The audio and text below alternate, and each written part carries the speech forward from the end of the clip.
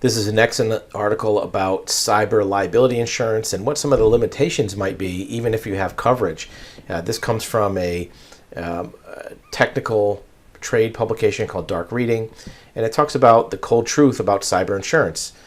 You want to have cyber insurance to protect against part of the losses you may incur, but it says here there's no premium that will recover the millions your company spends on R&D if your intellectual property is hacked and stolen. There are some losses where either it's excluded coverage in your policy, or there are types of losses that can't be covered for. And it says cyber insurance policies are designed to cover the cost of security incidents and breaches. It has its place. It says here, cyber insurance has its place, but its place is misunderstood. It's not necessarily designed to make you whole. It's designed to be a post-fail risk offset, to offset some of the losses for that peril. You don't want to overinvest or underinvest in cyber insurance and security controls. What that means is you want to have some cyber insurance, but not make that your only overinvested strategy.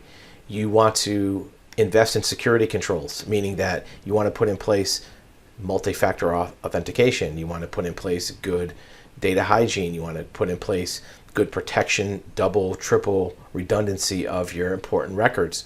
So you want to overinvest in security controls. You want to expect that something will be breached and that your cyber insurance policy will help offset some of that loss.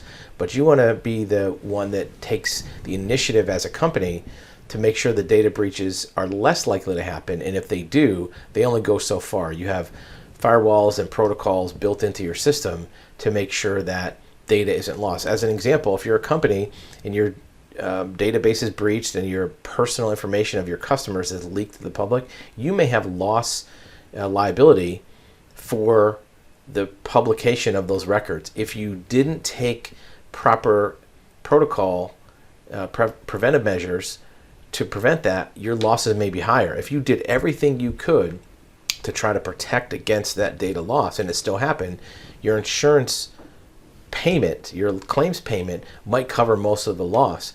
But if you were shown to be negligent, you might have additional losses beyond your insurance claim. It says here, cyber insurance is a relatively new and rapidly growing industry. It really didn't even start till 2005. Actually, we look at it like it didn't start till 2010 or 11. That's really when it started to kick in. There was $4 billion in premiums last year or 19. They're looking at 5-6 times that in the next couple years, right?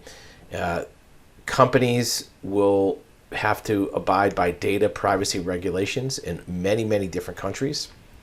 And they've seen there have been penalties that major companies have paid because they have had these data breaches. Another good example where there could be a big loss is if a hacker or ransomware agent gets into your system and locks up or deletes your accounts receivable files, where you can't bill your customers, you can't get your cash flow. Last reiteration of that thought process is insurers can offset some costs but cannot repair a reputation after a security incident.